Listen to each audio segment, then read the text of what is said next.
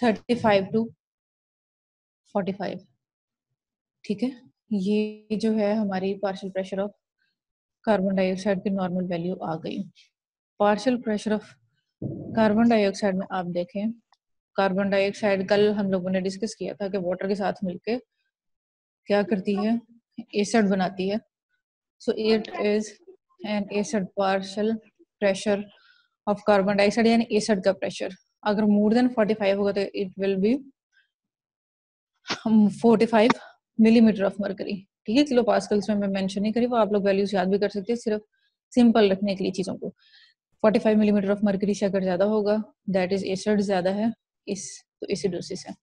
Alkaline is less than 35, acid कम है तो अल्कलोसिस है। बाइकार्ब उसके बाद थर्ड जो हमने चीज नोट करनी है, बाइकार्ब की normal range is 22 to 26 milli equivalents per litre. ठीक है, और अगर बाइकार्ब क्या है, बेस है, तो बेस अगर 22 से कम होगी, बेस कम है इसका मतलब एसिडोसिस है। और अगर बेस ज्यादा है, 26 से ज्यादा है, इसका क्या मतलब है, अल्कलोसिस है। ठीक है, कहीं कहीं पे आपको 22 to 28 मिली इक्विवेलेंट्स की रेंज पे मिल सकती है, मिली इक्विवेलेंट्स पर लीटर। तो आपने घबराना नहीं है, कभी पॉइंट ऊपर नीचे होने से। अच्छा जी, अब आपने कोई भी आपको सिनेरियो हो जाता है, वैल्यूज दी हुई हैं, आपको क्लिनिकली एविडेंस दी हुई है, सबसे पहली चीज जो आपने नोट करनी है, आपने देखनी है पीएच क्या है। स्टेप बाय स्टेप आपने देखना है। सबसे पहले पीएच एसिडिक है या अल्कलाइन है, अल्कलोटिक है। एसिडिक क्या होगी, लेस देन 7.35, अल्कलाइन 7.45 से ज्यादा। पीएच आपने देख के डिसाइड करना है कि एसिडिक है या अल्कलाइन है। तो आपका एसिडोसिस या अल्कलोसिस पार्शियल डायग्नोसिस वहां पे बन गया। ठीक हो गया कि ये क्या है, एसिडोसिस है या अल्कलोसिस है, वो आपको पीएच देखते ही पता चल जाना चाहिए। सेकंड स्टेप क्या है, अब हमें पता होना चाहिए, हमसे पूछा ये जाता है नेक्स्ट इज रेस्पिरेटरी अल्कलोसिस है या मेटाबॉलिक है, मेटाबॉलिक एसिडोसिस है या रेस्पिरेटरी एसिडोसिस है, राइट। इसमें हमने दो चीजें याद रखनी है। पहले भी मैंने आपको बताया एसिड कहाँ से आ रहा, रेस्पिरेटरी और मेटाबॉलिक। पहली बात ये, एसिड कहाँ से आ रहा है और बेस कहाँ से आ रही है। ठीक है, और उसके बाद रेस्पिरेटरी है या मेटाबॉलिक के लिए एसिड या अल्कलाइन के लिए हमने क्या देखना है, कार्बन डाइऑक्साइड हमारा एसिड है, एबीजीज एनालिसिस पे। ठीक हो गया, कार्बन डाइऑक्साइड इज एसिड, वहां से एसिड आएगा। सेकंड इज, या तो एसिड ज्यादा है या फिर बेस कम है, दो चीजों की वजह से एसिडोसिस होगा, एसिड ज्यादा या बेस कम।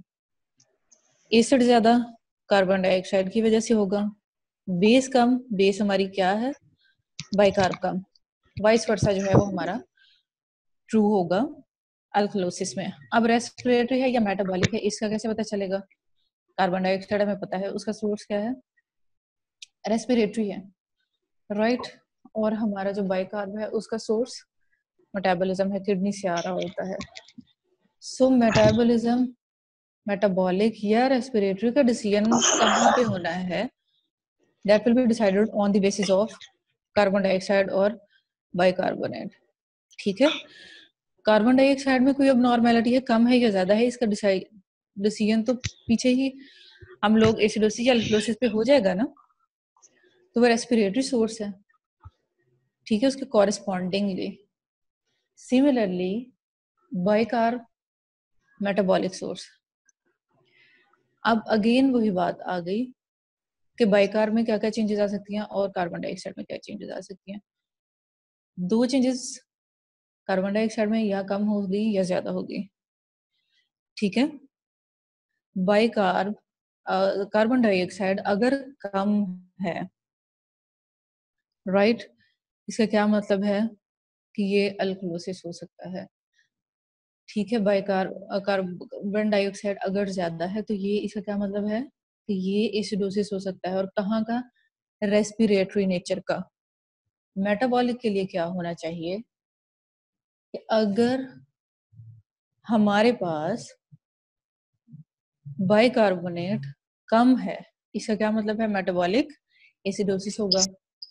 अगर बाइकार्ब ज्यादा है, इसका क्या मतलब है? मेटाबॉलिक अल्कलोसिस हो सकता है। सिर्फ इन्हीं दो वैल्यूज पे आपने कंसंट्रेट करना है। सबसे पहले पीएच, ठीक है, देन कार्बन डाइऑक्साइड। और मतलब आपने पीएच पहले सबसे पहले देख लिया, उसके बाद डिसाइड कर लिया कि अगर ये पीएच एसिडिक है तो एसिड का सोर्स कहाँ से है? रेस्पिरेटरी या मेटाबॉलिक है। रेस्पिरेटरी क्या होगा? कार्बन डाइऑक्साइड ज्यादा होगी। मेटाबॉलिक क्या होगा? बाइकार्ब कम होगा। अल्कलाइन है तो रेस्पिरेटरी है या मेटाबॉलिक है? रेस्पिरेटरी क्या होगा? कार्बन डाइऑक्साइड कम है। मेटाबॉलिक क्या होगा? बाइकार्ब हमारे पास एक्सेस में है, ये अल्कलोसिस हो गया। यहाँ तक दो चीजों का डिसाइड हो गया, एसिडोसिस या अल्कलोसिस, साथ रेस्पिरेटरी या मेटाबॉलिक। ठीक है, ये आपका इतना डायग्नोसिस बन गया, रेस्पिरेटरी एसिडोसिस है या अल्कलोसिस। तीसरी बात जो है वो हमारे पास आती है कि कंपनसेटेड है या अनकंपनसेटेड है। कंपनसेटेड अनकंपनसेटेड के जो है वो हर एक वैल्यू के फॉर्मूले हैं। ठीक है, बाइकार्ब की अलग वैल्यू है कंपनसेशन की, कार्बन डाइऑक्साइड की। आपने उनमें से किसी पे भी नहीं जाना, आपने सिंपल एक बात देखनी है कि क्या पीएच नॉर्मलाइज हो रही है या नहीं हो रही है। अगर पीएच नॉर्मलाइज हो गई है, इसका मतलब है फुली कंपनसेटेड प्रोसेस है। अगर पीएच नॉर्मलाइज नहीं हुई, इसका मतलब है कि और कार्बन डाइऑक्साइड या बाइकार्ब की कॉरेस्पॉन्डिंग वैल्यू खराब हुई है, इसका क्या मतलब है कि वो पार्शली कंपनसेटेड है। यहाँ पे क्वेश्चन है कि अगर कंपनसेटेड होगा फुली, पीएच जो है वो नॉर्मल होगी, अब हमें कैसे पता चलेगा? ठीक है ना, ये एक प्रॉब्लम हमारे लिए खड़ी हो गई। उसमें ये है कि हिस्ट्री इस तरह के सिनेरियोस में बहुत इंपॉर्टेंट होती है। हिस्ट्री के बगैर सोर्स उसमें आपके लिए शायद थोड़ा सा मुश्किल हो गया। दूसरी बात ये कि ठीक है पीएच नॉर्मल है, लेकिन दूसरी दो चीजें जो आपने देखने, कार्बन डाइऑक्साइड और बाइकार, राइट, आपने वो भी देखनी है। अगर पीएच नॉर्मल होने के बावजूद उन दोनों की वैल्यू में कोई इशू है, इसका मतलब है कि अंडरलाइंग डिसऑर्डर चल रहा है। आगे हम लोग इसको एग्जाम्पल से भी क्लियर करेंगे। ठीक हो गया? तो सबसे पहले पीएच डिसाइड किया एसिडोसिस है या अल्कलोसिस है, फिर आपने डिसाइड किया इसका ओरिजिन, तीसरी चीज आपने डिसाइड की कि कंपनसेटेड है या नहीं है। इन्हीं सारी बातों को टेबुलर फॉर्म में मैंने कर दिया है। अब आप खुद देखो कि ये टेबल जो है ये रिवर्स में चल रहा है, अगर आप लोग गौर करें तो। ठीक है, वो किस तरह से है? PH, partial pressure of carbon dioxide bicarb, तीन चीजें उसी तरह से हैं। अब पीएच लो है, पीएच लो हमने क्या पढ़ा था? दो, अभी डिस्कस कर रहे हैं कि दो चीजों में पीएच लो होगी। ठीक है, पीएच लो का क्या मतलब है? Acidic, acid, carbon dioxide, acid ज्यादा हुआ यानी कार्बन डाइऑक्साइड ज्यादा हुई। कार्बन डाइऑक्साइड ज्यादा होने का क्या मतलब है कि एसिडोसिस है। और ओरिजिन क्या है? रेस्पिरेटरी, क्योंकि कार्बन डाइऑक्साइड रेस्पिरेटरी हमारे लंग्स से आ रही होती है, गैसियस एक्सचेंज वहां पे हो रही होती है। सोर्स नॉर्मल एयर है, वहां से हम लोग ब्रीद इन कर रहे हैं, राइट। दूसरा, पीएच लो होने का यही हमने पहले कर लिया, कार्बन डाइऑक्साइड ज्यादा है, पीएच एसिडोटिक लो है, कार्बन डाइऑक्साइड ज्यादा है, इसका मतलब एसिडोसिस हो रहा है। और एसिडोसिस कार्बन डाइऑक्साइड ज्यादा होने की वजह से कहां से आ रहा है? Respiratory origin. Second thing is कि हमारे पास बाइकार्बोनेट जो है वो लो है, यानी बेस अगर कम है तो इसका मतलब क्या है कि एस्टर्ड हमारा जो है वो फिर रहा है without any proper compensation. Body में एक बैलेंस होना चाहिए ना, एसिड का भी और बेस का भी। इसका मतलब ये है कि अनचेक्ड है एसिड, बेस जो है वो हमारी कम है, एसिडोसिस हो गया। बेस क्या है हमारी? बाइकार, कहाँ से आ रहा है? मेटाबॉलिक सोर्स से, कम होगा, एसिडोसिस होगा। किस सोर्स का? मेटाबॉलिक सोर्स का। ठीक है, अभी मैं जो हूँ वो कंपनसेशन और इसमें जो है वो हमारी पीएच क्या होगी? लो होगी। ठीक है, एसिडोसिस यहाँ तक हो गया। अल्कलोसिस में वाइस वर्सा है, पीएच क्या है? ज्यादा है। पीएच क्या है? ज्यादा है। पीएच सबसे पहला स्टेप, पीएच, पीएच ज्यादा है। पीएच ज्यादा का क्या मतलब है? अल्कली। अल्कली कहाँ से आएगी? या तो बेस ज्यादा है या एसिड कम है। बेस ज्यादा का क्या मतलब है? हमारे पास मेटाबॉलिक ओरिजिन से जो बाइकार्ब आ रहा था वो ज्यादा है, और एसिड कम, लंग से एसिड आया था वो कम है, यानी कि कार्बन डाइऑक्साइड कम है। वहां से हमें सोर्स का पता चल गया। अल्कली कम है, ठीक है, तो इसका क्या मतलब हुआ? हमारे पास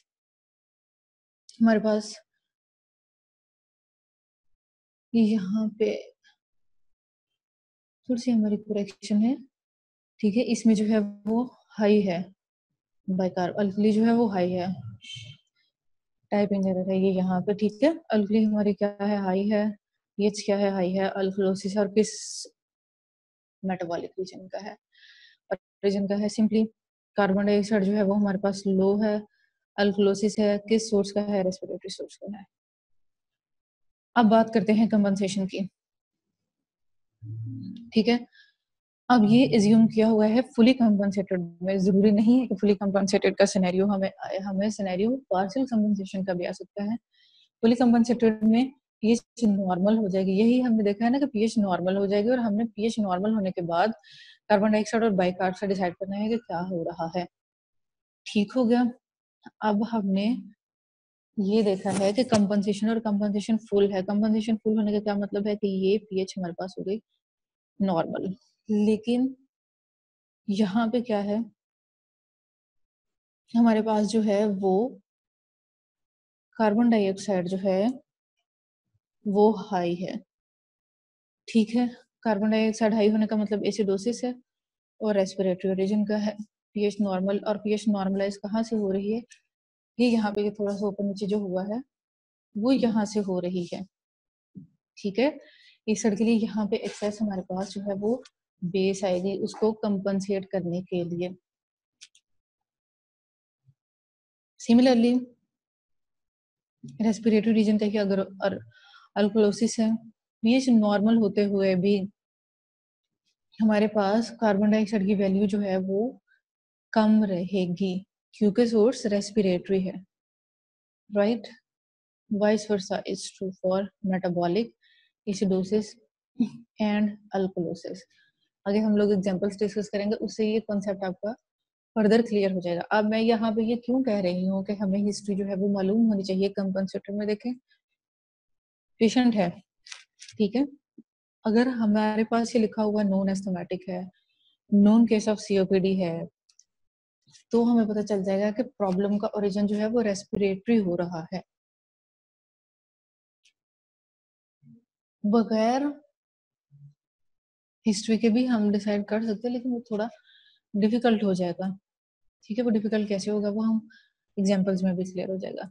इसी तरह से अगर मेटाबॉलिक है, अब मेटाबॉलिक में वो कह रहा है पेशेंट को वॉमिटिंग है, ठीक है, तो अगर कंपनसेटेड भी उस सूरत में एसिड बेस्ड डिसऑर्डर होगा, हमें पता होगा कि वॉमिटिंग है। वॉमिटिंग का क्या मतलब? स्टमक से जा रही है चीज, स्टमक में क्या पड़ा हुआ? एसिड। इसका मतलब जब स्टमक से, यानी कहाँ से?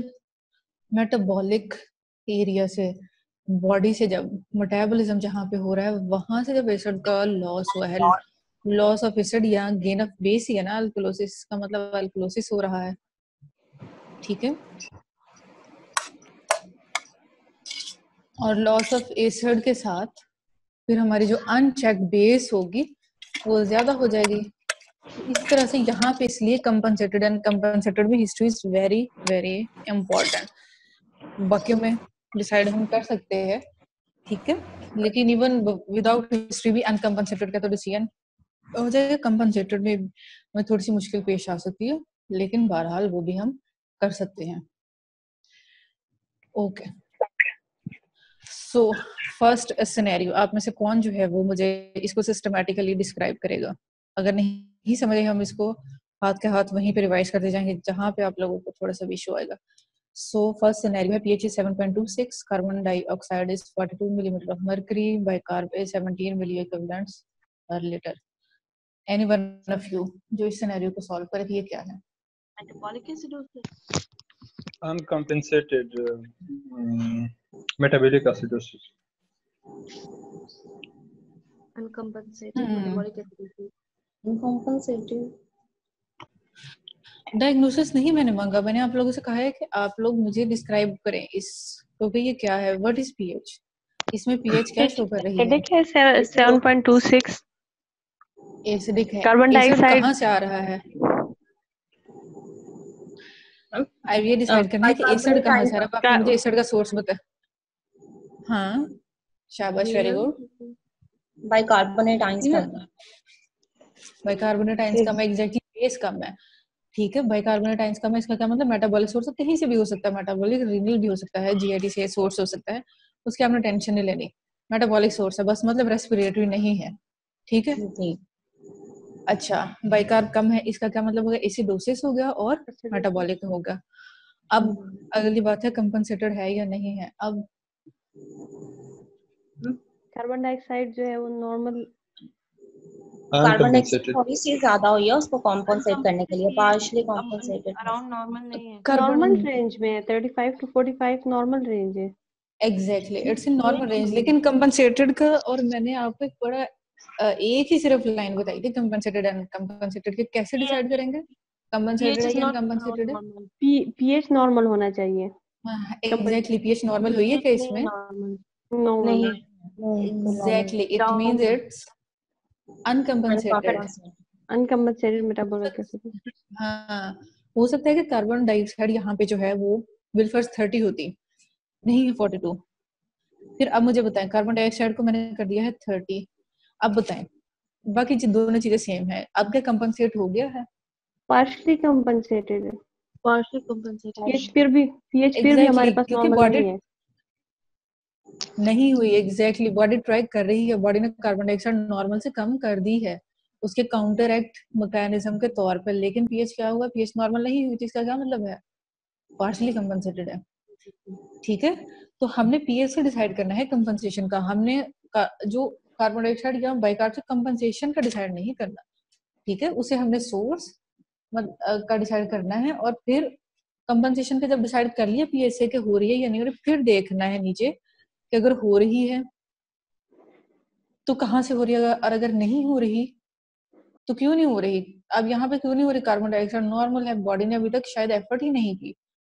ठीक है, या अगर एफर्ट की भी है तो that was an unsuccessful one, और अगर लेकिन 30 हो गया it means body is trying, लेकिन बहुत ही जो है वो एसिडोसिस जो है वो रिफ्रैक्टरी किस्म का है, बॉडी की अनसक्सेसफुल है कोशिश। ठीक हो गया। चलो अब एक और एग्जांपल करते हैं, अब कोई और है मेटाबॉलिक एसिडोसिस विदाउट कंपनसेशन। ठीक है, नेक्स्ट वन, अब कौन आएगा? अब कोई और इस पे ट्राई करें। पीएच मोर है तो इट्स अल्कलोसिस। Very good. अब अल्कली का सोर्स देखना, अल्कली कहाँ कहाँ से मतलब अल्कलोसिस कैसे कैसे हो सकता है? दो चीजों से हो सकता है ना, कौन कौन सी वो दो चीजें हैं? एक तो कार्बन डाइऑक्साइड ज्यादा हो या कार्बन डाइऑक्साइड का पार्शियल प्रेशर कम हो। Very good. अब यहाँ पे कहाँ से आ रही है alkali? Carbon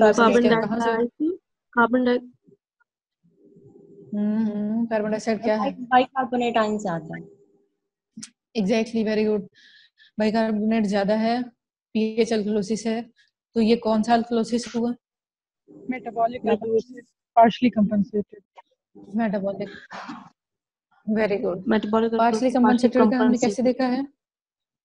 carbon dioxide normal नहीं किया। Partial pressure of carbon dioxide is 47 millimetre mercury, 45 से ज्यादा हुआ है, body is trying to compensate, लेकिन पीएच क्या नॉर्मल हुई है? नो मैम नहीं नो। इसका क्या मतलब है कि पार्शियल कंपनसेशन है, फुली कंपनसेशन नहीं है। Metabolic alkalosis with partial respiratory compensation. ठीक है, पार्शियली कंपनसेटेड भी आ सकता है इस तरह से। Okay, another scenario. अब आप दोनों बच्चे नहीं बात करेंगे, कोई और, एनीवन एल्स? पीएच 7.3 है, इसका मतलब ये कि एसिडिक है, और आगे जो है कार्बन डाइऑक्साइड 50 है, तो इसका मतलब ये सोर्स रेस्पिरेटरी है, अबाउट टू नॉर्मल हो रहा है, अबव नॉर्मल है। अच्छा उसी ठीक है, तो कार्बन डाइऑक्साइड ज्यादा मतलब इसका रेस्पिरेटरी एसिडोसिस है, और बाइकार्बोनेट थोड़ा ज्यादा है या नॉर्मल रेंज में तो पार्शियली कंपेंसेटेड। नहीं, एक बात थोड़ा नहीं मुझे बताना, मुझे ये बताना है कि नॉर्मल रेंज में है कि नहीं है। एक बात, अपर लिमिट क्या है बाइकार्ब की? बाइकार्बोनेट बस नॉर्मल है, 30 तक नॉर्मल मेरे ख्याल से। कुछ 28 बुक्स तक जो नॉर्मल है तो 28 तक, ठीक है, कुछ बुक्स 26 28 कहती है, कुछ 28 कहती है, लेकिन 30 दोनों बुक्स से, दोनों तीनों सोर्स के अकॉर्डिंग है, उससे ज्यादा ही है। ठीक है, ज्यादा हो गया तो तब इसका क्या मतलब है? पार्शियली कंपेंसेशन हो रहा है लेकिन न्यूट्रलाइज नहीं है। हाँ, very good, that's very good. ठीक है, हाँ, तो ये तो थोड़ा इसका सा वो, मतलब अब आप partially exactly, very good, compensated respiratory acidosis. Very good. ठीक है, अब आपके पास कोई भी सिनेरियो आएगा, उल्टा पुल्टा उसको जैसे मर्जी कर दे, तो आई होप कि आप उसको पकड़ लेंगे। ठीक है, यहाँ तक में किसी को कोई इशू, क्योंकि यही हमारा पूरा लेक्चर था। आगे तो हमने एग्जांपल तो छोटी मोटी इसको ऊपर नीचे ही करना है ना, यही था। इसी कॉन्सेप्ट को थोड़ा सा ऊपर कर दे, थोड़ा सा नीचे कर दे। यहाँ तक में किसी को कोई भी प्रॉब्लम है तो मुझे बताएं। एनीवन? Madam no. रेस्पिरेटरी और मेटाबॉलिक एसिडोसिस कैसे डिफरेंशिएट कर सकते हैं, इसमें थोड़ा कंफ्यूजन। हाँ, अच्छा अच्छा, देखो, वेरी गुड क्वेश्चन। एकदम से देखने में थोड़ी सी कंफ्यूजन होती है ना, इसी सिनेरियो की बात कर रहे हैं आप डॉक्टर साहब? नहीं, पहला जो डिस्कशन हो रहा था वो छोड़ नहीं था स्केड्यूल, हम्म वहाँ हम्म पे। हम्म हम्म। हाँ, अच्छा, मेटाबॉलिक और रेस्पिरेटरी एसिडोसिस का कैसे डिसाइड करना है? अल्कालोसिस। अच्छा, अल्कलोसिस, ठीक है, अल्कलोसिस देख लेते हैं। रेस्पिरेटरी में रेस्पिरेटरी सोर्स होना चाहिए अल्कोलोसिस का। Respiratory carbon dioxide, right? Yes. Carbon dioxide में मसला है तो रेस्पिरेटरी है। कार्बन डाइऑक्साइड को क्या होगा तो अल्कोलोसिस होगा? Carbon dioxide normal. एसिड, नहीं, कार्बन कम होगा। डाइऑक्साइड एसिड है, एसिड है। ठीक है, नहीं डॉक्टर साहब आप ही बताएंगे। ठीक है, यहाँ पे हम यस। कॉन्सेप्ट ये क्लियर कर लें। अब आप देखें कि कार्बन डाइऑक्साइड एसिड है रेस्पिरेटरी सिस्टम का, आपने अल्कोलोसिस करवाना है तो क्या होगा तो अल्कोलोसिस होगा? एसिड गायब होगा, एसिड कम होगा, कम होगा। राइट? ठीक है, तो कार्बन डाइऑक्साइड कम हुई तो इसका क्या मतलब है? रेस्पिरेटरी अल्कोलोसिस। रेस्पिरेटरी सोर्स में कार्बन डाइऑक्साइड को ही इशू होना चाहिए, क्योंकि हमने रेस्पिरेटरी डिक्लेयर करना है। और कार्बन डाइऑक्साइड एसिड है, एसिड कम होगा तो वो बॉडी अल्कोलोसिस में चली जाएगी, बॉडी के पास पीछे ज्यादा अल्कली बच जाएगी। ठीक है, एसिड कम हो जाएगा। मेटा, ये हो गया रेस्पिरेटरी अल्कोलोसिस। क्लियर यहाँ तक? यस। मेटाबॉलिक में हमने क्या कहा, कहाँ पे खराबी आनी है? बाइकार्ब आयंस में। ठीक हो गया, बाइकार्ब आयंस क्या है? बेस है, अल्कली है। अब अल्कली तो क्या होगा तो अल्कलोसिस होगा? ज्यादा हो जाएगी ना अल्कली, एग्जैक्टली, वेरी गुड। तो अल्कली ज्यादा होगी तो अल्कलोसिस हो जाएगा, और चूंकि बाइकार्ब ज्यादा हो रही है, मेटाबॉलिक सोर्स का आयन है। ठीक है, इसका क्या मतलब है? Metabolic alkalosis. ठीक हो गया? क्लियर हो गया। ठीक है, thank you. Okay, most welcome. Any other questions? Ma'am compensation थोड़ा एक्सप्लेन करने फिर। अच्छा ठीक है, कंपनसेशन हम लोग दोबारा से एक्सप्लेन कर लेते हैं, इसी एग्जाम्पल को भी छोड़े। अच्छा देखें, कंपनसेशन कैसे होगी? डॉक्टर साहब ने अभी जो एग्जाम्पल पूछी यही ले लेते हैं, रेस्पिरेटरी अल्कोलोसिस की ही बात कर लेते हैं। ठीक है, एग्जाम्पल से आपको मैं बताती हूँ। रेस्पिरेटरी अल्कोलोसिस हो रहा है, अल्कली ज्यादा है। अल्कली को कंपनसेट करने के लिए क्या हो सकता है? अल्कली या तो कम हो जाए या एसिड ज्यादा हो जाए। ठीक है, लेकिन हम तो तीन चीजें ही देखते हैं, हम बहुत सारी चीजें अकाउंट में नहीं लेते। अब अल्कली ही फिर कम करनी पड़ेगी रेस्पिरेटरी अल्कलोसिस को कम करने के लिए, इसी तरह से है जी। ठीक है, अगर एक सोर्स का इशू है, रेस्पिरेशन का इशू आ रहा है, तो उसको कंपनसेट जो है वो अपोजिट सोर्स करेगा। ये आगे एक टेबल आएगा भी, ठीक है। लेकिन हम एक इसको वैसे ही एक जर्नल के लिए, फॉर एग्जांपल रेस्पिरेटरी अगर इशू होगा तो उसको मेटाबॉलिज्म कंपनसेट करेगा, मेटाबॉलिज्म इशू होगा तो रेस्पिरेशन कंपनसेट करेगी। काउंटर मतलब उसको करेंगे, काउंटर कर, बिल्कुल काउंटर करना है, ठीक। रेस्पिरेटरी को मेटाबॉलिज्म ने काउंटर करना है, मेटाबॉलिज्म का रेस्पिरेटरी ने। आगे इची बिची उसकी कि क्या कहाँ से कौन सी चीज आ रही है वो अलग है, लेकिन जनरल प्रिंसिपल क्या है कि अपोजिट चीज में उसको ठीक कंपनसेट करना है, उसको काउंटरएक्ट करना है। ठीक हो गया? ठीक। Any other questions? Okay, I hope यहाँ तक का हमारा कॉन्सेप्ट जो है वो क्लियर है। ये वही एग्जांपल हो गई। ये लें डॉक्टर साहब, आपकी कंपनसेशन का टेबल आ गया, यही जो हम लोगों का था। अब देखो आप लोग कि मेटाबॉलिक एसिडोसिस जो है, सबसे पहले उसकी बात की है हमने, ठीक है। अब इसमें क्या है, arterial end CSF pH. CSF तो ज्यादा गहरी बात होगी, आर्टेरियल बस अगर हम सोचें। पीएच क्या है, कम है। किस लिए कम है? मेटाबॉलिक सोर्स है तो अल्कली बेस बाइकार्ब कम है, वो कम हो गया। अब उसने क्या किया, मेडलरी कीमो रिसेप्टर्स को एक्टिवेट किया, ठीक है। हमारे मेडल्ला में जो पड़े हुए हैं, रेस्पिरेटरी रेट उससे क्या हुआ, इंक्रीज हो गया, टाइडल वॉल्यूम भी इंक्रीज हो गया। जब हम हाइपर वेंटिलेट कर रहे होते हैं, तेजी तेजी से सांस ले रहे होते हैं, ठीक है, तो डेप्थ ऑफ रेस्पिरेशन भी अचीव नहीं होती। और दूसरा ये गैसियस एक्सचेंज बहुत ज्यादा कम हो रही होती है, बल्कि एक तरह से आप यही कह लें, मतलब कम ही हो रही होती है, बॉडी की रिक्वायरमेंट पूरी नहीं होती। तो कार्बन डाइऑक्साइड वॉश आउट होता है तेजी से। जब सांस लेते हैं, हर ब्रेथ में कार्बन डाइऑक्साइड बाहर, हर ब्रेथ में कार्बन डाइऑक्साइड बाहर, हर ब्रेथ में कार्बन डाइऑक्साइड, तो रेस्पिरेटरी रेट ज्यादा होगा, कार्बन डाइऑक्साइड वॉश आउट हो गई, ठीक है। कार्बन डाइऑक्साइड वॉश आउट हो रही है, कार्बन डाइऑक्साइड जो है वो कम है। अब उसने एक आगे लिखा है पार्शियल प्रेशर ऑफ ऑक्सीजन भी कम हो गया। वो मैंने आपको वही बताया कि जब depth of respiration he achieve नहीं हो रही, रेस्पिरेटरी रेट इतना ज्यादा है, तो ऑक्सीजन भी बॉडी में अल्टीमेटली कम हो जाएगी। मेटाबॉलिक एल्कलोसिस में क्या होता है, आर्टेरियल एंड सीएसएफ पीएच क्या है, ज्यादा है। किस लिए ज्यादा है, अल्कली ज्यादा है। अल्कली क्या है, बाइकार्ब। अगेन उसने क्या किया, मेटाबॉलिज्म में क्या होना है, फिर से मेडलरी कीमो रिसेप्टर पे ही उसने कहना है। मेडलरी कीमो रिसेप्टर के पास जो है वो पता चलता है, उसको डिटेक्ट करता है जब कार्बन डाइऑक्साइड लेवल्स को, और उसकी वजह से, और बाइकार्ब की डिटेक्शन भी बेसिकली हाइड्रोजन आइंस की यहाँ पे हो रही होती है, ठीक है। और उसके साथ बाइकार्ब को भी फिर बॉडी को जब पता चलता है, तो वो क्या करता है, फौरी तौर पे रेस्पिरेटरी रेट कम कर देता है। टाइडल वॉल्यूम जो है वो भी उसी तरह से कम हो जाएगा, हाइपरवेंटिलेशन हो जाएगी, कार्बन डाइऑक्साइड रिटेंशन, बॉडी ने एसिड रिटेन करना शुरू कर दिया, और पार्शियल प्रेशर ऑफ ऑक्सीजन जो है वो भी ज्यादा होने शुरू हुए, स्लो डीप ब्रेथ्स बॉडी ने लेने शुरू कर दिए, ठीक है। इसको अगर हम लोग देखें, अब रेस्पिरेटरी जो है ना, इसमें दो काम होते हैं। एक्यूट कंपनसेशन जो होती है ना, वो मिनट्स में होती है, फटाफट बॉडी 1 मिनट के अंदर अंदर ये काम करती है। और ये जो है, ये ओवर आवर्स टू डेज जो है वो इसकी क्रॉनिक कंपनसेशन होती है। अब एक्यूट कंपनसेशन रेस्पिरेटरी एसिडोसिस में क्या हुई, बफर्स इन द ब्लड। इसलिए शुरू में तीनों बफर आप लोगों को बता दिए थे कि ये मेजर हैं, तो वो जो बफर्स थे ना ब्लड के, वो उसके फौरी तौर पे एक्यूट कंपनसेशन कर देते हैं।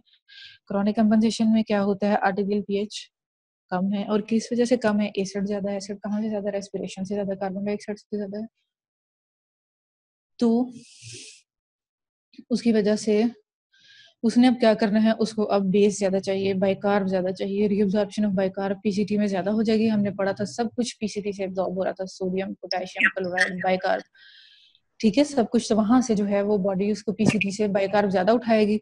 दूसरा जो है वो हाइड्रोजन एसिड को जो है वो एक्सक्रीशन ज्यादा करवानी शुरू कर देगी डीसीटी में और कलेक्टिंग डक्ट्स में। यहाँ पे जो है वो अमोनियम बफर के थ्रू, यहाँ पे भी हमने देखा था कि अमोनिया यहाँ से जो है वो स्क्रीट हो रही थी, एक डब्बे में कल हमने देखा था, ठीक है। इसके क्रॉनिक कंपनसेटरी मैकेनिज्म आ गए। इस तरह से रेस्पिरेटरी अल्कलोसिस में भी एक्यूट में दोनों सूरतों में बफर्स में होना है, ठीक है, और क्रॉनिक में बाइकार्ब के थ्रू होना। बाइकार्ब में ये कम होना है, ये ज्यादा होना है। सबसे मेजर चूंकि हर चीज पीसीटी से एब्जॉर्ब हो रही है सबसे ज्यादा, इसलिए काम पीसीटी को करना पड़ेगा। यहाँ पे अब अल्कलोसिस है, ठीक है, एसिड कम है, तो वो अल्कली को भी कम करने की कोशिश करता है, पीएच को नॉर्मलाइज करने के लिए, और रीअब्जॉर्प्शन कम हो जाएगी पीसीटी में, और इसी तरह से एक्सक्रीशन एसिड की भी कम हो जाएगी। बॉडी को क्या चाहिए, हाइड्रोजन आयंस चाहिए, तो बॉडी उसको कंजर्व करना शुरू कर देगी। यहाँ पे एक पोटेशियम का भी रोल है, वो अगली किसी स्लाइड में डिस्कस करते हैं।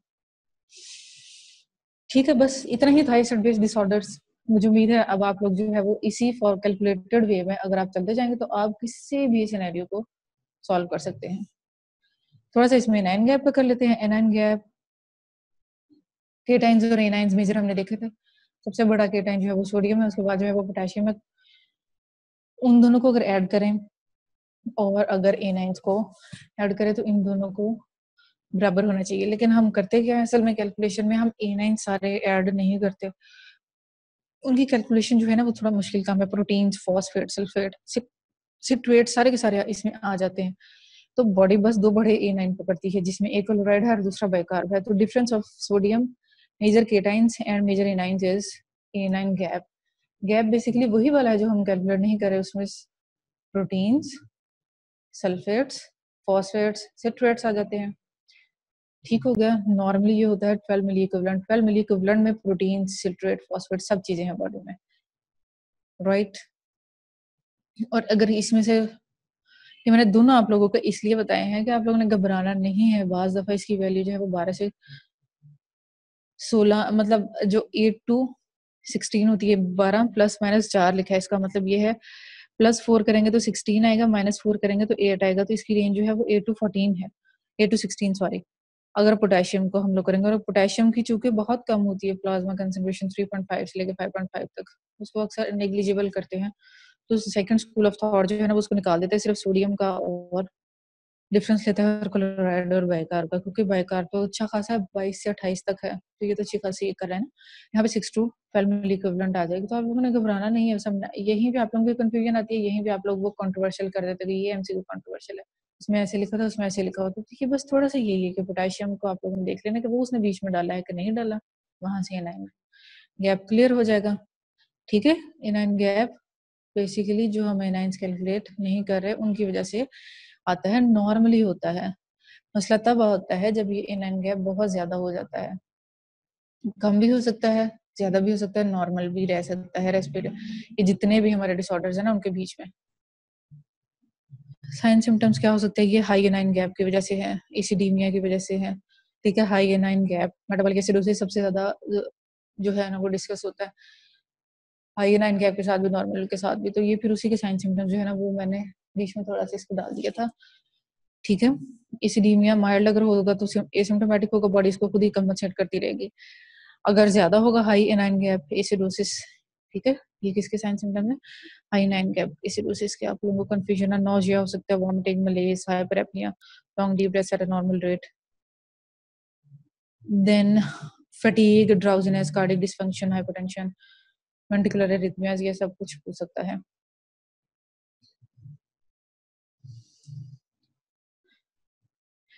इंटरप्रिटेशन अब होता ये है कि समटाइम्स एनाइन गैप जो है ना वो नॉर्मल के साथ भी एसिडोसिस हो सकता है। अब वो सोचो ना, एसिडोसिस में मैंने आप लोगों से कहा था कि बेस कम हो रही है, बाइकार्ब कम हो रहा है। अब जब बाइकार्ब कम हो रहा है, बाइकार्ब कम होने से एनाइंस कम हो जाएंगे, एनाइंस का और केटाइंस का डिफरेंस बढ़ जाएगा, एनाइन गैप ज्यादा हो जाएगा। बॉडी जो है ना वो इस काम को बैलेंस रखने के लिए कि पॉजिटिव नेगेटिव चार्जेस जो हैं वो बैलेंस से रहें, कंपनसेटरी एक मैकेनिज्म इख्तियार करती है, वो क्लोराइड को बढ़ा देती है। ये बॉडी खुद ब खुद करती है। कुछ कंडीशंस में बॉडी ऐसा कर पाती है, कुछ में नहीं कर पाती। जिनमें कर पाती है उसको कहते हैं normal anion gap metabolic acidosis. क्योंकि देखें बाइकार्ब बिलफर्स 10 कम हुआ, ठीक है, उसे कंपनसेटरी अगर यहाँ से ये क्लोराइड इंक्रीज हो गया, ठीक हो गया, यहाँ से अगर 10 माइनस हुआ लेकिन यहाँ से 10 क्लोराइड का प्लस हो गया, तो ये टोटल तो उतना ही रहना, -10 + 10 वो 0 आ गया, और वो तो लेकिन वैल्यू तो उतनी की उतनी रही। अच्छा, ये तो आप लोगों को बहुत ज्यादा पसंद होते हैं निमोनिक्स। तो फ्यूज्ड कार्स जो है ना उनकी वजह से normal anion gap metabolic acidosis हो सकता है।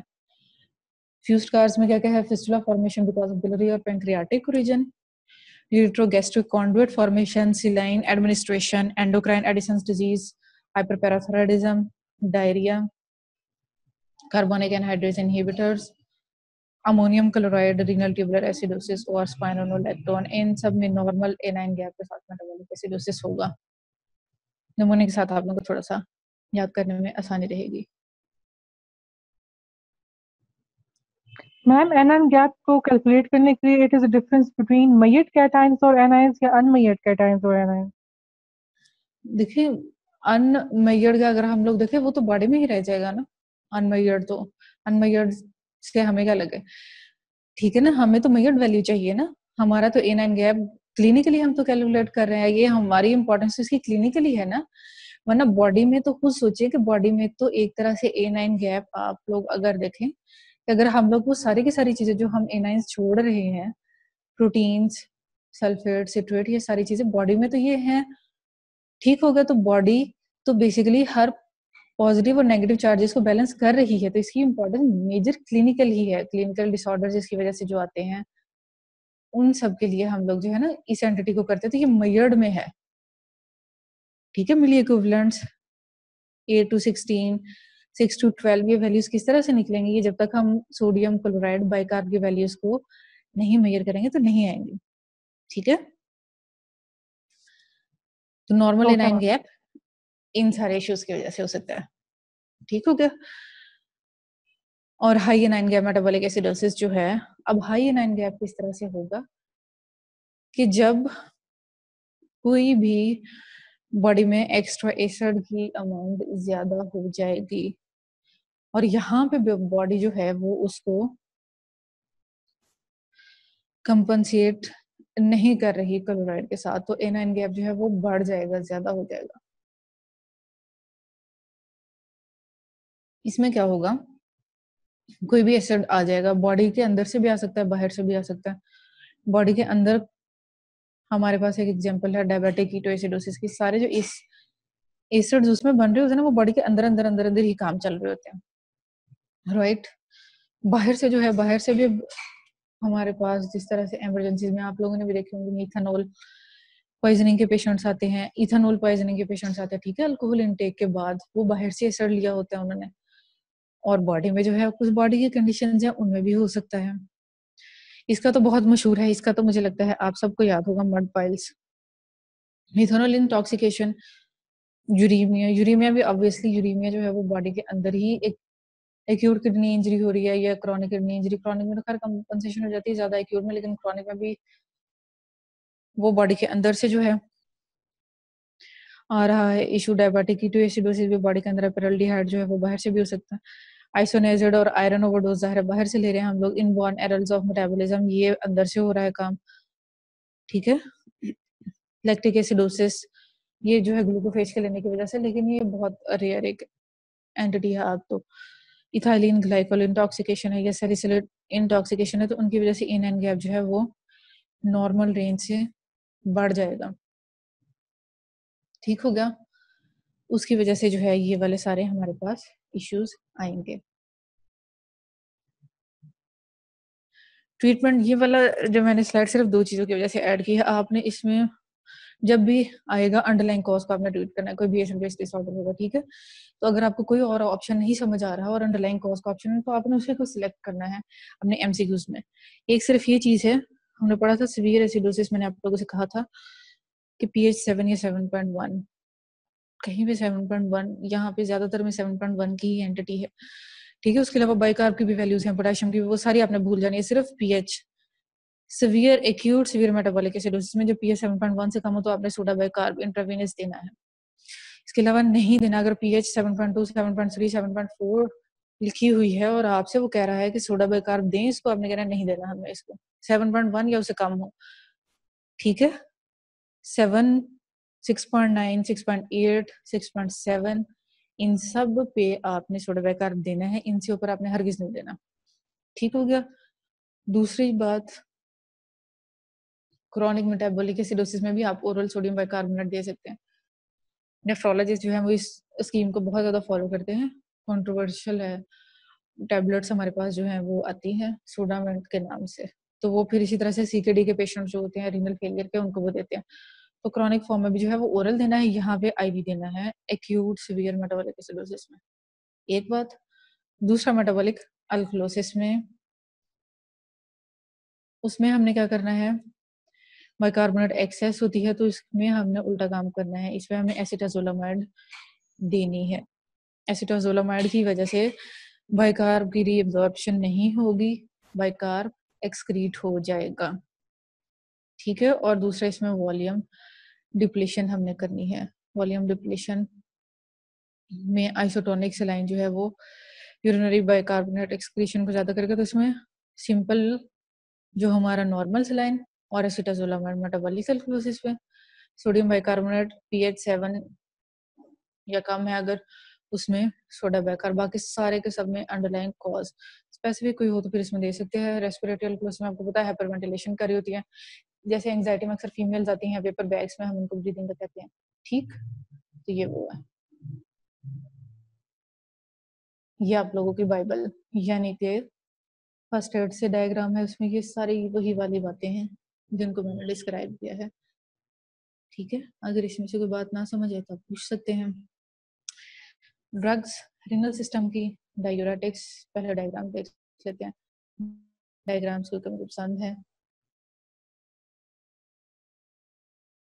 कार्बोनिक एनहाइड्रेज इनहिबिटर जो हैं वो कहाँ पे काम कर रहे हैं, पीसीटी पे, क्योंकि सोडियम और उसके साथ जो है बाइकार्ब सब कुछ मेजर यहाँ पर एब्जॉर्प्शन हो रही थी, तो carbonic anhydrase inhibitors acetazolamide PCT पे काम करेंगे, बाइकार्ब के एक्सक्रीशन को जो है वो ज्यादा कर देंगे। लेकिन अब पीसीटी पे जब काम करेगा तो अकेला बाइकार्ब में नहीं निकलेगा, इसके साथ जो है वो बाकी जो चीजें एब्जॉर्ब करती है ऑब्वियसली उनका भी लॉस होगा, ठीक है।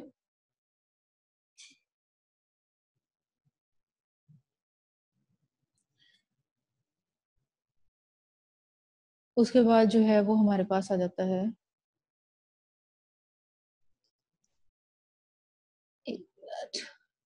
ओके उसके बाद जो है हमारे पास नेक्स्ट डायूरेटिक आ जाते हैं जो कि हैं लूप डायूरेटिक्स। लूप का नाम से ही जाहिर है लूपोफेनले पे काम करते हैं, और कल हमने एक बड़ा ट्राइपोड पढ़ा था, सोडियम पोटेशियम 2 क्लोराइड, उस पे काम कर रहे हैं, उसको इनहिबिट करते हैं, ठीक है। फिर थायराइड डायूरेटिक्स हैं, डीसीटी पे काम कर रहे हैं, और यहाँ पे जो है वो सोडियम ट्रांसपोर्टेशन को इनहिबिट कर रहे हैं, उसके साथ फिर क्लोराइड भी जाता है।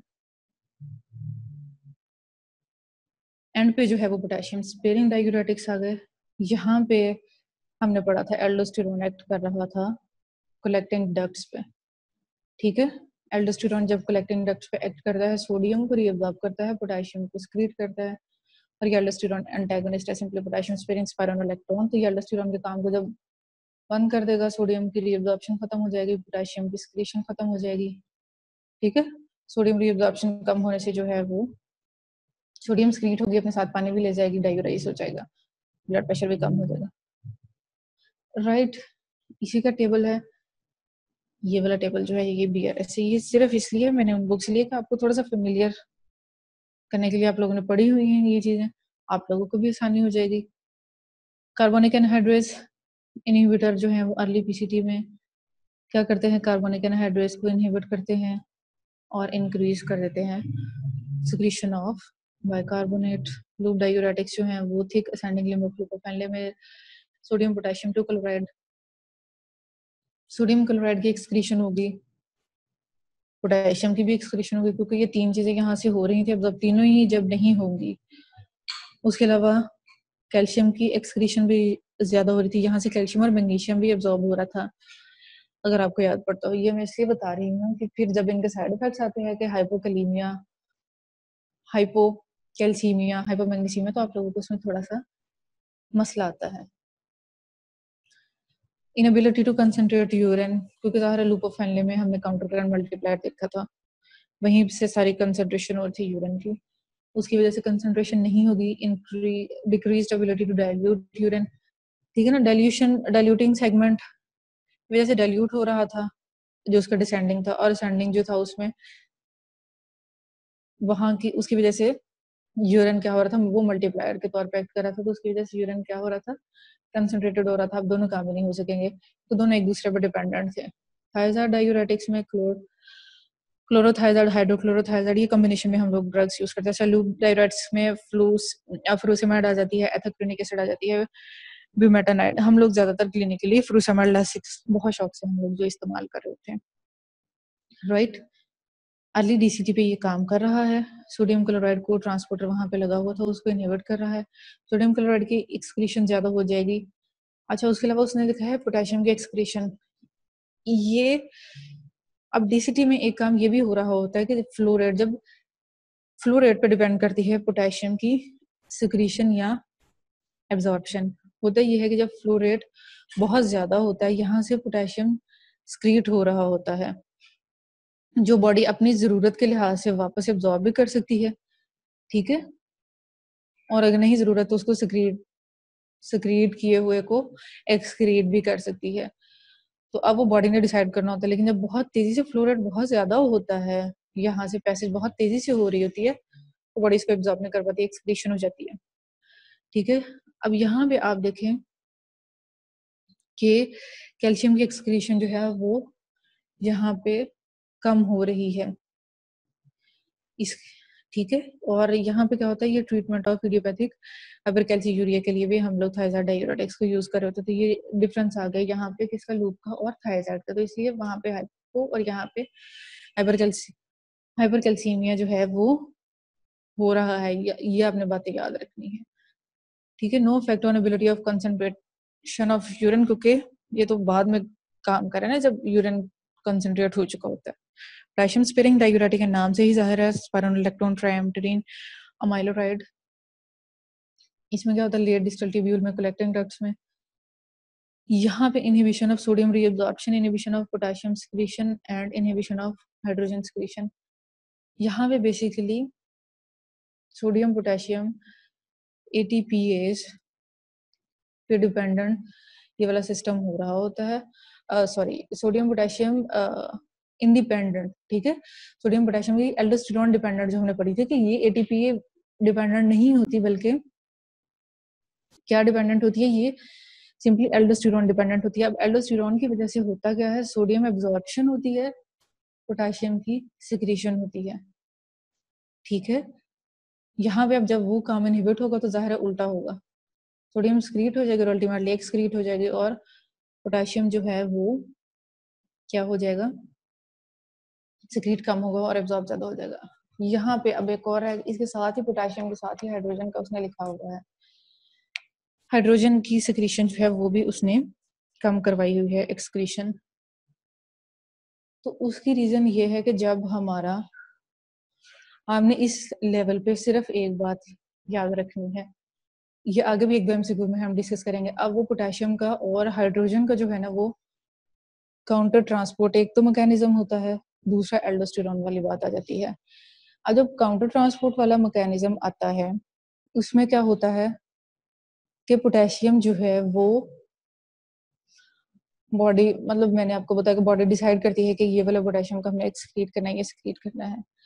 तो बॉडी वहां पे क्या करती है,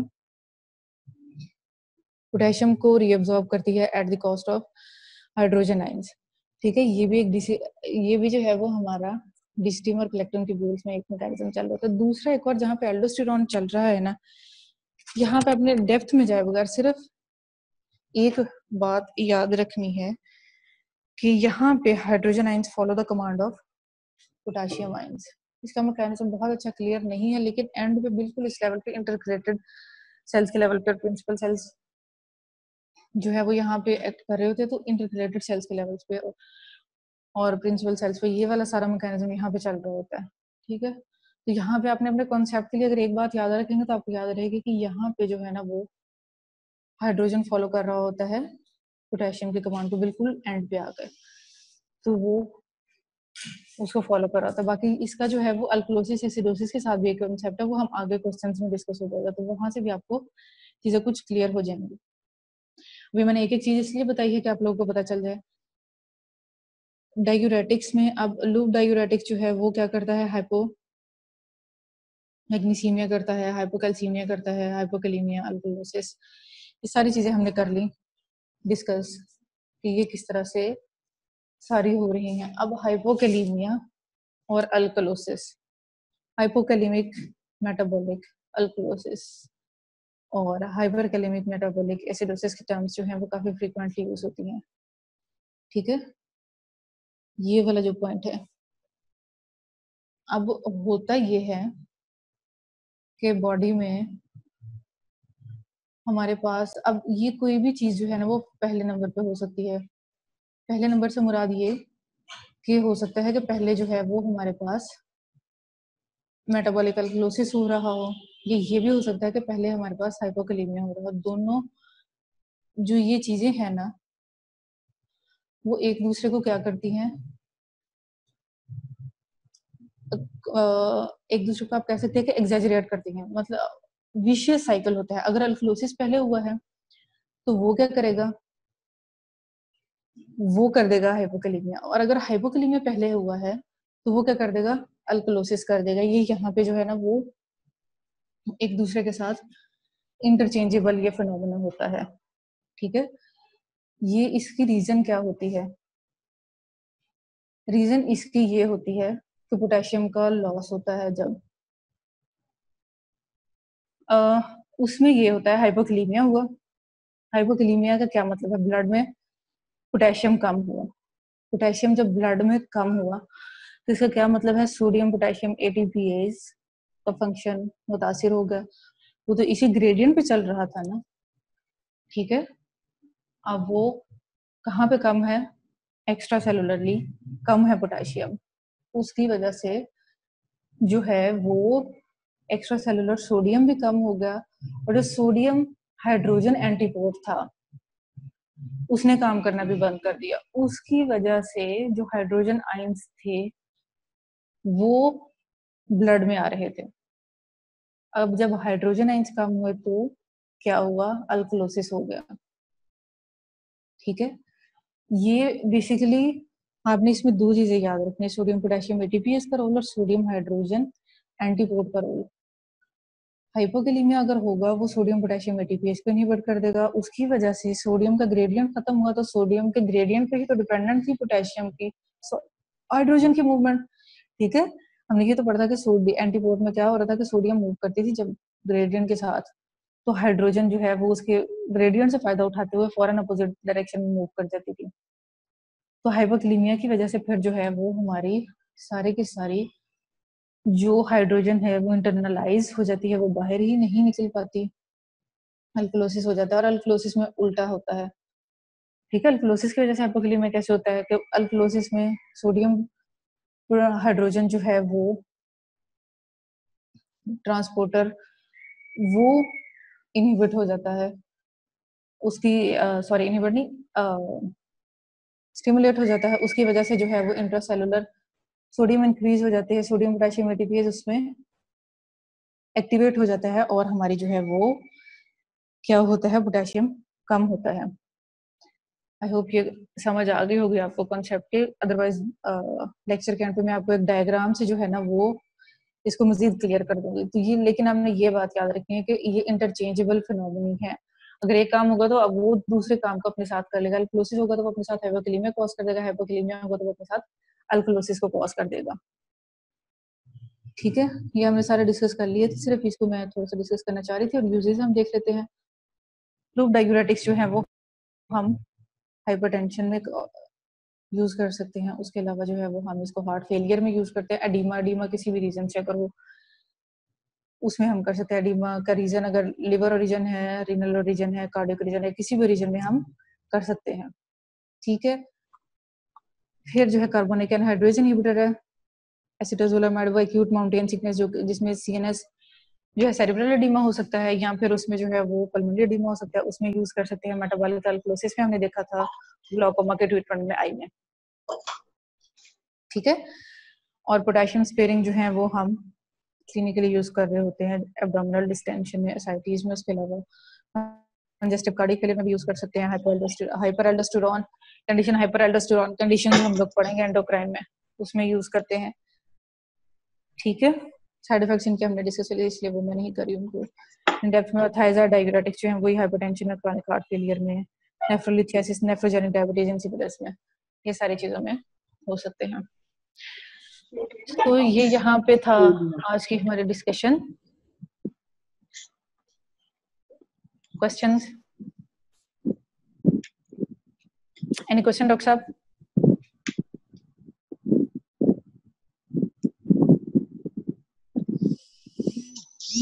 चलो ठीक है, अभी आप लोग जो हैं वो अपने माइक्स ऑन कर लें। ये क्विज है हमारा, ये आप लोगों की फेवरेट एमसीक्यू बुक्स में से हमने लिए हुए हैं। आप लोगों ने मुझे अब इनके जवाब बताने हैं, ठीक है?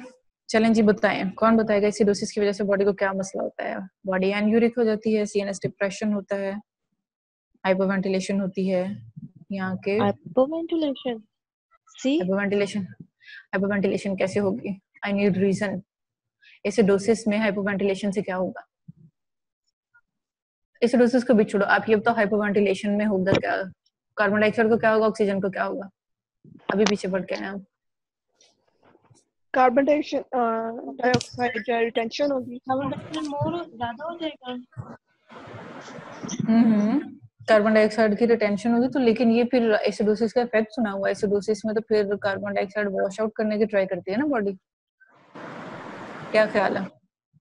ये उसने इफेक्ट के एसिडोसिस के रिजल्ट में, एसिडोसिस की वजह से काम जो होता है ना वो पूछा उसने।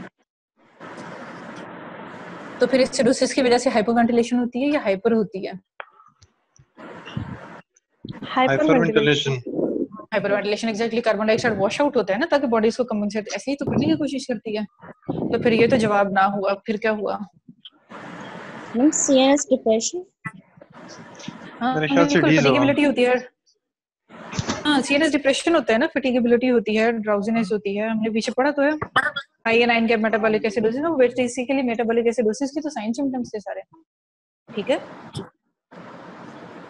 सही होगा?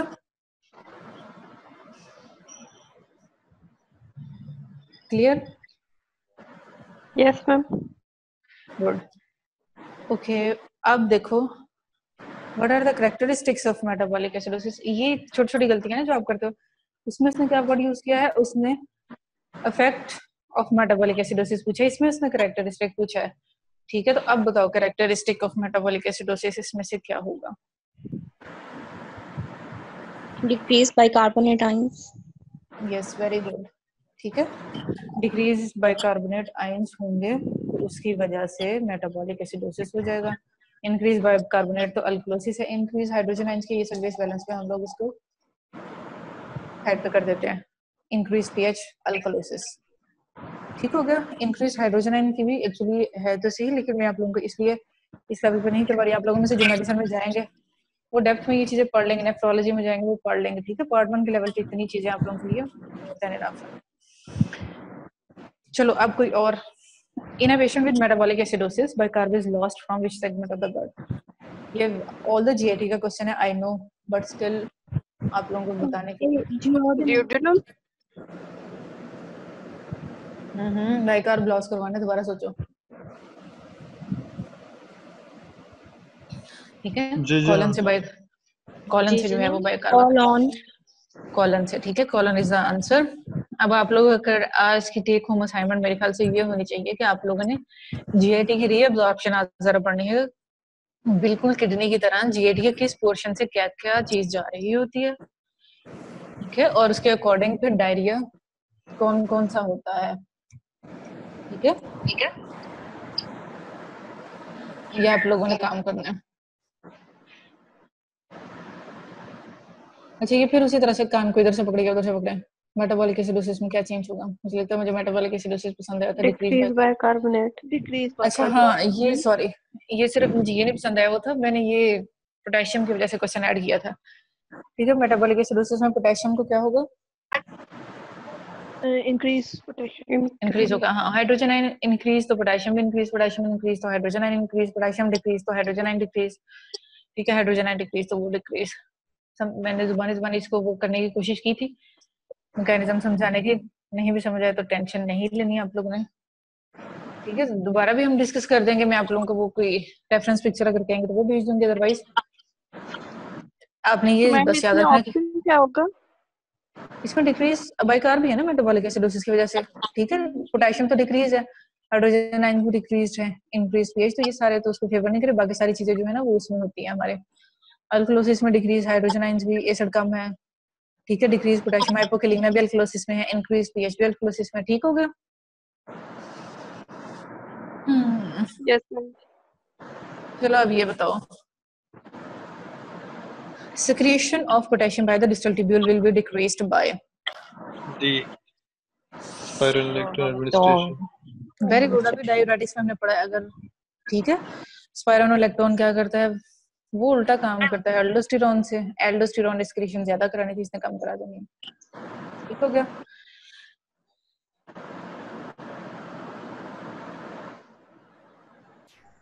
ठीक है, मेटाबॉलिक अल्कलोसिस में हमें पता है हाइड्रोजन आयंस कम है, इसका मतलब पोटेशियम भी कम हो गया, तो पोटेशियम की सिक्रीशन ज्यादा होती है, राइट। हाई पोटेशियम डाइट है तो उसमें भी पोटेशियम की सिक्रीशन ज्यादा होनी चाहिए, तो सोचो ना पोटेशियम बहुत ज्यादा खा रहे हैं तो बॉडी निकालेगी भी बहुत ज्यादा।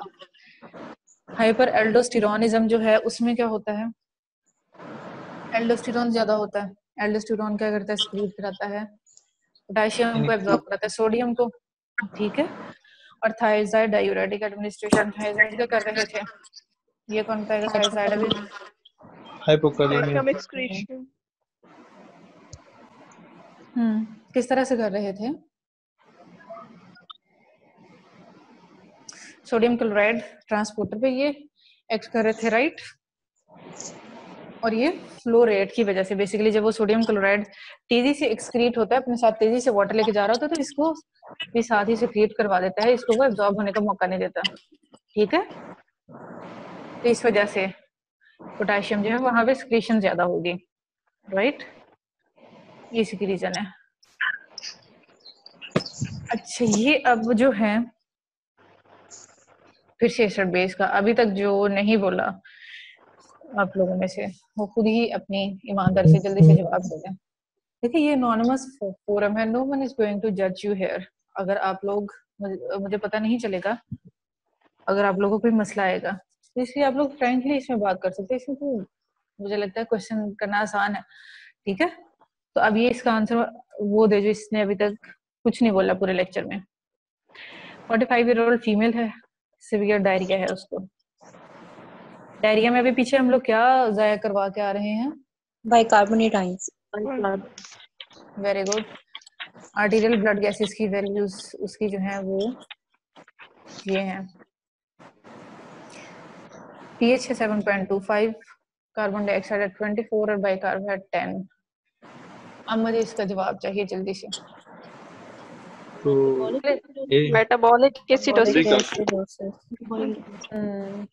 कंपनसेटेड है, कैन कंपनसेटेड है, पार्शियल है, Partial compensate कर रहे हैं मैं। कार्बन डाइऑक्साइड 24 है, उसको कितना होना चाहिए था एटलीस्ट 35, 35. ठीक है। हाँ चलो अब ये आओ, कल हमने पढ़ा था कि ग्लोमेरुलर फिल्ट्रेशन जो हो रही होती है वो 4 चीजें उसमें थी। अब मुझे इसका जवाब जल्दी से बता दो। Glomerular capillary hydrostatic pressure, glomerular capillaries का है, ध्यान रखना 47 है। वुमेन स्पेस हाइड्रोस्टैटिक प्रेशर 10 है, वुमेन स्पेस ऑनकोटिक प्रेशर 0 है। और ग्लोमेरुलर कैपिलरी ऑनकोटिक प्रेशर ना देके उसने आपको मजीद एक जहमत से बचा लिया है। अब वो कहता है at what value of glomerular capillary oncotic pressure would glomerular filtration stop? अब ये ध्यान से क्वेश्चन पढ़ने वाला है, कैसे कैसे 37 पे स्टॉप हो गई, वेरी गुड, लेकिन कैसे, उन्हें क्वेश्चन क्या पूछा है, जो हाइड्रोस्टैटिक प्रेशर जो है बोमेन पिक्सोल 47 है, और हाइड्रोस्टैटिक प्रेशर जो है 10 मिलीमीटर बोमेन ये अपोजिट है, और अनकोटिक प्रेशर जो है बोमेन स्पेस ये तो 0 है, तो 0 10 हो गया, तो 47 से माइनस करेंगे तो 37 आ जाएगा। मैम वो कह रहे थे 37 पे रुकेगा ना, अनकोटिक प्रेशर अगर 37 हो जाएगा तो वो उस पे रुक जाएगा ना। ठीक है, वेरी गुड। असल में इक्वल एंड ऑपोजिट हो जाएंगे अगर 37 होता है कैपिलरी और कॉर्टिकल प्रेशर, इसलिए वो स्टॉप हो जाएगा। बिल्कुल ठीक है, ग्रेडियंट चाहिए ना उसको, ज्यादा प्रेशर से कम प्रेशर, अब प्रेशर ही नहीं है जब तो स्टॉप हो जाएगा। वेरी गुड, इसका मतलब एक दो चीजें कल आप लोगों को समझ आ ही गई थी। चलो अब ये बताओ, which set of EBGs describes a patient with a 5 days history of vomiting? इसलिए मैंने तुम लोगों से कहा था कि देखो हिस्ट्री में बड़ी जरूरी होती है, ठीक है। तो वॉमिटिंग में क्या होगा, चलो पहले तो ये डिसाइड कर लो। Metabolic alkalosis. हाँ, अल्कलोसिस। तो सबसे नीचे वाले दो ऑप्शन देखो, उसमें सबसे नीचे वाले पहले दो ऑप्शन देखो, उसमें एसिडोसिस है कि अल्कलोसिस है? एसिडोसिस। निकल गए ना, वो तो दो निकल गए, ठीक है। अब करवा रहे हो तुम लोग अल्कलोसिस, ठीक है। अब तीसरे वाला देखो, तीसरे वाले में 7.4 pH है, 24 बाइकार्ब है, कार्बन डाइऑक्साइड 40, तो सब कुछ एब्सोल्युटली नॉर्मल है। वॉमिटिंग की वजह से कोई तो मसला होना चाहिए ना। दो, अब ए है या बी है? मैम ए है। ये कैसे है? बाइकार्बोनेट आयंस जो है वो ए ऑप्शन में से आता है। सोर्स जो है, ओरिजिन जो है बाइकार्बल है। हाँ, लेकिन अच्छा बी क्यों नहीं है? कार्बन डाइऑक्साइड भी तो कम है ना, तो वो भी तो अल्कलोसिस ही है। नहीं, वो रेस्पिरेटरी होगी ना ओरिजिन उसकी, वो मेटाबॉलिक नहीं होगी, तो वॉमिटिंग में तो रेस्पिरेटरी कॉज नहीं आएगा। Exactly, very good. ये इंपॉर्टेंस थी जो मैंने आपसे कहा था कि हिस्ट्री का अगर पता हो तो आप एक सेकंड में सॉल्व कर सकते हो, ठीक है। दोनों अल्कलोसिस है, लेकिन आप लोगों को यहाँ पे हिस्ट्री ने बता दिया कि आपको कौन से वाला अल्कलोसिस चाहिए, ठीक होगा। Very good. मैम फिर से बता दें इसका आंसर क्या था? ए अल्फा, क्योंकि वॉमिटिंग गट से जा रहा है ना, गट से क्या लॉस हो रहा है? Hydrogen ion, HCl hydrochloric acid, ठीक है। तो HCl जब एक्सक्रीट होगा बाइकार्ब ज्यादा हो जाएगा। अगेन पोटेशियम के बने, इसलिए कुछ थोड़े से किए थे कि इसका कॉन्सेप्ट थोड़ा क्रिटिकल होता है, आप लोगों को समझ आ जाए। At which nephron site does the amount of potassium in the tubular fluid exceed the amount of filtered potassium in a person on a high potassium diet? तीन चीजें हैं, हाई पोटेशियम डाइट है, ठीक है, और फिल्टर हो रही है जो पोटेशियम, उससे ज्यादा करवानी है आप लोगों ने सक्रीट। ट्यूबुलर फ्लूइड में वही है ना जो सक्रीट हो रहा है, टाइप डी, राइट? डी, वो कैसे? हाँ बताओ, बताना है अब आप लोगों ने मुझे। एल्डोस्टेरोन सोडियम पोटेशियम पे एक्ट करता है। कहाँ पे एक्ट करता है वो? ABCD में से किस पे एक्ट करता है? Distal convoluted tubule D. Distal convoluted tubule. दोबारा सोचो। एल्डोस्टेरोन, एल्डोस्टेरोन तो बिल्कुल आखिर में नहीं आया था कलेक्टिंग डक्ट्स की दफा। कलेक्टिंग डक्ट्स, ई साइड, मतलब अर्ली कलेक्टिंग डक्ट्स ना, अर्ली कलेक्टिंग डक्ट्स, ठीक है, वेरी गुड। तो यहाँ पे एक और वही आप लोगों को कंसेप्ट आता है कि डाइटरी जो है ना, अब हमें पता है, आप लोग सही कह रहे हो, डिस्टल ट्यूब्यूल में भी आती है, लेट डिस्टल ट्यूब्यूल में कलेक्टिंग डक्ट्स अर्ली में, लेट में, लेकिन डाइटरी पोटेशियम का भी इफेक्ट होता है। पोटेशियम ऐसी चीज है जो कि डाइट से भी इफेक्ट। साइट ए पे क्या हो रहा है, just for the sake of concept कि यहाँ पे जो है ना वो फिल्ट्रेशन ने कहा है कि फिल्ट्रेशन पे पोटेशियम की अमाउंट फिल्ट्रेशन एक्सीड कर रही है, स्क्रीड ज्यादा हो रही है और फिल्टर कम हो रही है। ए में तो जो है वो सारी की सारी जो है वो फिल्टर हो रही है, फिल्टर होकर नीचे वापस आई है, तो यहाँ पे तो जो है वो स्क्रीशन उससे ज्यादा नहीं हो सकती। डी में रीअब्जॉर्प्शन ज्यादा हो रही है, वहां पे भी स्क्रीशन ज्यादा नहीं हो सकती, ठीक है। सी में, डी में अगेन यहाँ पे ये साइड चाहिए जहाँ पे रीअब्जॉर्प्शन ज्यादा हो रही है, तो इस वजह से स्क्रीशन वैसे भी पोटेशियम की हमने देखी थी कि एंड पे जाके ही हो रही थी, तो रीअब्जॉर्प्शन वाली साइड पे तो स्क्रीशन ज्यादा नहीं हो सकती ना, वहाँ पे रीअब्जॉर्प्शन ज्यादा हो रही है इसलिए। चलो अब बताओ एसिड का और अल्कली का एक और कॉन्सेप्ट। ये भी अब मैंने बताया था, अब ये बिल्कुल सिर्फ क्वेश्चन का कान दूसरी तरफ से कान उल्टा पकड़ लिया है। 5-year-old boy swallows a bottle of ice cream, salicylic acid, ठीक है, उसने swallow किया है and is treated in the emergency room. The treatment produces a change in the urine pH that increases the excretion of salicylic acid. What was the change in the urine pH and what is the mechanism of increased salicylic acid excretion? So what is the answer? Acidification है पहले तो। अल्कलाइजेशन नहीं होगी ma'am? हाँ, acid आपने दिया है, acid अब एक्सक्रीट बड़ी तेजी से हो रहा है, तो एसिड किससे एक्सक्रीट होगा? अल्कली से। अल्कली से एग्जैक्टली अपोजिट चीज से। तो एसिड वाले तो दोनों ऑप्शन निकल गए, अल्कलाइजेशन हो गई। अब नेक्स्ट ऑप्शन जो है वो क्या है? डी। Yes, it's D. नहीं, इट्स बीटा। ये इसलिए मैंने इसको ऐड किया था। देखो बाइकार्ब हमने मेटाबॉलिक एसिडोसिस में दिया है ना पीछे, तब उसी की एक एग्जांपल है कि बाइकार्ब आपने दिया। बेसिकली होता है कि जब आप अल्कली देते हैं तो एसिड को आयोनाइज कर देती है, तो एसिड का सैलिसिलेट आयन, मतलब इसने तो H और A की फॉर्म में इसको कर दिया है ना, नेगेटिव चार्ज के साथ इसकी जो है वो उसने। तो जो एसिड्स होते हैं जब वो आयोनाइज होते हैं तो H पॉजिटिव और A नेगेटिव। A में कुछ भी हो सकता है, सैलिसिलेट हो सकता है, ठीक है, एसीटेट हो सकता है, कुछ भी हो सकता है। तो वो बेसिकली जब अलग अलग हो जाते हैं, स्प्लिट हो जाते हैं, जब वो स्प्लिट होते हैं तो उसकी फिर जो है वो एक्सक्रीशन इजी हो जाती है। ये अल्कली ने उसको स्प्लिट किया तो सैलिसिलिक एसिड को उसने सैलिसिलेट और प्रोटॉन में कन्वर्ट कर दिया, और सैलिसिलेट जो है वो अल्कली है और अल्कली जो है वो इजीली एक्सक्रीट हो सकती है। दूसरा वो नेगेटिवली चार्ज है, कल हमने पढ़ा था नेगेटिवली चार्ज चीजें जो है ना वो उनकी डिफ्यूजन मुश्किल होती है। थैंक यू वेरी मच, बस यही था। Any questions? Madam contraction alkalosis explain करें। अच्छा ठीक है, कॉन्ट्रैक्शनल क्लोसिस में क्या होता है हमारे पास? ये बेसिकली फ्लूइड जो है ना उसके डिफरेंट इश्यूज होते हैं। फ्लूइड ऐड करें तो क्या होगा, फ्लूइड डिप्लीशन हो तो क्या होगा। कॉन्ट्रैक्शन अल्कलोसिस में क्या होता है कि हमारे पास ब्लड वॉल्यूम जो है वो लूज होता है, वॉल्यूम कॉन्ट्रैक्शन हो गई, वॉल्यूम कम हो गया, वो किसी वजह से भी हो सकता है, ठीक है।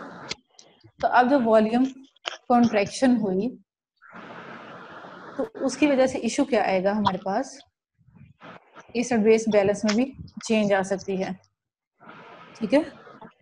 एसिड बेस बैलेंस में जो है वो अल्कलोसिस ही उसने क्यों कहा है, क्योंकि ये फिनोमेना जो है वो जैसे अभी हमने वॉमिटिंग की एग्जांपल देखी है तो उनमें ये ज्यादा प्रोनाउंस्ड होता है जिनमें बेसिकली एसिड का लॉस हो रहा होता है, ठीक है। तो इसमें सिंपली फ्लूइड लॉस है और फ्लूइड ऐसा है जिसमें एसिड लॉस हो रहा है। और सबसे हमारी जो अच्छी एग्जांपल है वो क्या है, वॉमिटिंग की, ठीक है। और उसमें होगा क्या फिर कि जो हमारे पास बेसिकली जो बाइकार्बाइन है वो तो अपनी स्पीड पे रीअब्सॉर्ब हुए जा रहा है कॉलन से, ठीक है ना। कॉलन उसको उसका कंपनसेशन, अब अगर उसकी डेप्थ में जाकर देखे तो उसकी वॉमिटिंग की एग्जांपल अगर मैं देखे तो उसको कंपनसेशन बॉडी यही करने की कोशिश करती है ना, कॉलन से जो है ना वो बाइकार्ब को एक्सक्रीट करवाने की कोशिश करती है, ठीक है। तो लेकिन अब दो चीजें लॉस होती हैं अगर हम इसमें देखें, एक तो एस्ट्रो लॉस होता है उसकी वजह से अल्कलोसिस हो गया वॉमिटिंग में, दूसरा उसके अलावा जो है वो क्लोराइड लॉस होता है, ठीक है। तो एनाइन गैप को मेंटेन रखने के लिए इस तरह से हमारे पास क्लोराइड ज्यादा हुआ था एसिडोसिस में, इसी तरह से जब इसमें क्लोराइड की लॉस होता है तो बॉडी जो है ना उसको एनाइन गैप को मेंटेन करने के लिए जो है वो बाइकार्ब को ज्यादा करने की कोशिश करती है। जब बाइकार्ब ज्यादा होता है तो अल्कलोसिस हो जाता है, ठीक हो गया। तो एनाइन गैप की मेंटेनेंस है बेसिकली जिसकी वजह से अल्कलोसिस हो रहा है, क्योंकि वो बाइकार्ब एनाइन है। बाइकार्ब को जैसे ही बॉडी जो है वो पकड़ने की कोशिश करेगी कि मैंने एनाइंस मेंटेन रखने हैं ताकि बॉडी में चार्ज जो है वो कंपनसेटेड है तो उसकी वजह से अल्कलोसिस हो जाता है। तो ये बिल्कुल आप समझ लें अपोजिट है, हाइपरक्लोरीमिक के अपोजिट वाला फिनोमेना कह लें आप। ठीक है, ठीक, thank you. Any other questions? Ma'am tubular fluid और प्लाज्मा रेशियो बता दो। ट्यूबुलर फ्लूइड और प्लाज्मा रेशियो, उसमें क्या आपको समझ नहीं आई? इसमें सिंपल ये देखें, सिंपली क्या होता है, आप रेशियो है, रेशियो क्या है, दो चीजों की है। ठीक है, एक बेसिकली दो फ्लूइड्स की है। फ्लूइड्स वो कौन कौन से दो फ्लूइड्स की है? ठीक है, एक ट्यूबुलर फ्लूइड की है जो कि ट्यूब्यूल में एक्सक्रीट हुआ हुआ फ्लूइड, और दूसरा क्या है, प्लाज्मा में। प्लाज्मा, इन दोनों की, अब ये क्या होता है कि किसी में भी किसी भी चीज की हो सकती है ना, कोई भी सोल्यूट आप ले लें उसकी एग्जांपल। ठीक है, इन दोनों की जो है वो हम रेशियो जब लेते हैं तो उसका हम कहते हैं कि ये plasma tubular fluid to plasma ratio है। बेसिकली ये हम लोग जो है वो डिफाइन करने की कोशिश कर रहे थे, ये भी ज्यादा प्रोनाउंस आ जाके वही पीसीटी में हो जाता है। तो ये जो है ना वो ये भी पीसीटी में जो है फिनोमेना वो ज्यादा प्रोनाउंस्ड होता है, लेकिन खैर उसके अलावा भी हो सकता है। इसका फायदा क्या होता है, रीअब्जॉर्प्शन के लिए जो है ना वो इसकी इम्पोर्टेंस होती है। ठीक है, tubular fluid to plasma ratio, आपको सोचो जो ट्यूबुलर फ्लूइड में चीज ज्यादा होगी प्लाज्मा में कम होगी, तो प्लाज्मा यानी ब्लड उसको एब्जॉर्ब करने की कोशिश करेगा। ठीक है, तो इसकी इम्पोर्टेंस कहाँ पे है, रीअब्जॉर्प्शन में ही है। Thank you. और दूसरा इसका ऑब्वियसली हम जीएफआर की कैलकुलेशन भी इसकी मदद से जो है वो कर सकते हैं। ठीक है, एनी अदर क्वेश्चंस? मैम जो कंपनसेटेड है अल्कलोसिस और एसिडोसिस, उसकी कोई एग्जांपल दे सकती हैं? हर मतलब पीएच एग्जांपल के साथ, क्या मतलब? मतलब जो फुल कंपनसेशन आप बता रही हैं कि जिसमें पीएच नॉर्मल होगी, उसकी पीएच कोई नॉर्मल मतलब हो, एग्जांपल या सिनेरियो बता सकती है? अच्छा ठीक है, किसी भी सिनेरियो में ये हो सकती है। ठीक है, फॉर एग्जांपल डीके में डायबिटिक एसिडोसिस में भी हो सकती है। उसमें हम लोग हर 4 आवर्स के बाद एवीजीज करवा रहे थे, वो उसमें क्या करने की कोशिश कर रहे होते हैं हम लोग, उसकी बेसिकली पीएच को नॉर्मल करने की कोशिश कर रहे नॉर्मलाइज हैं, करें। बॉडी को बाहर से ऐड करने की कोशिश करते हैं, बहुत कुछ देते हैं, नॉर्मल सलाइन भी देते हैं, बाइकार्ब भी देते हैं अगर जरूरी हो, पोटेशियम रिप्लेसमेंट भी, वो सारा कुछ। अब आप खुद सोचो कि 4 वाली जब हम न्यूट्रिएंट कर रहे थे तो मिनट बाय मिनट ये तो चेंज हो रहा है ना। मेटाबॉलिक एसिडोसिस जो कि फुली कंपनसेटेड है, उसी की एग्जांपल देख लेते हैं। पीएच आपके पास है 7.36, ये चीज नॉर्मल, राइट? ठीक है, मेटाबॉलिक सोर्स का है, बाइकार्ब आपके पास कितना है, 14, कम हो गया। 14। ठीक है, मेटाबॉलिक एसिडोसिस हो गया, अब फुली कंपनसेटेड है, तो carbon dioxide is not 35, carbon dioxide is 25। Respiration ने उसको फुली कंपनसेट कर दिया, तो एसिडोसिस है, मेटाबॉलिक रीजन का है, और उसके साथ कार्बन डाइऑक्साइड फुली तो कंपनसेट कर रही है। हाइपरवेंटिलेशन